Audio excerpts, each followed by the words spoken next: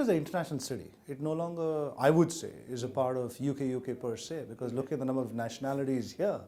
It's as global as you can get.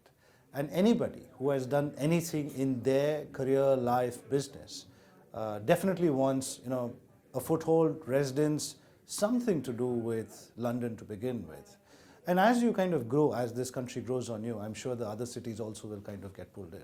See, besides these two, which are the most obvious, and I think it's the topic of the moment, which I think in the next 2-3 weeks we will cross, the serious threats come from other investment destinations itself.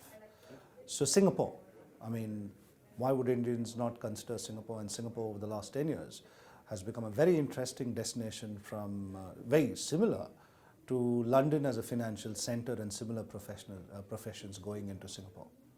The other one being the US. And US, not so much on the financial sector, but the ITS, where you have a huge number of Indians who went to the US, did their masters, did their engineering, and there's a whole career and affinity to that country.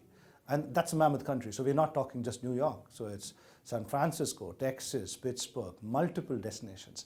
So I think these are two things that UK should kind of look for as possible threats, alternates to attracting money from the Indian. And how do you think UK should deal with those threats? What should UK do? What would you suggest? I think it's making itself attractive financially, making itself, exposing London to the segment of ITS, because a lot of that is dominant in the US because of accelerators, companies, incubators, Google, large firms happen to be there.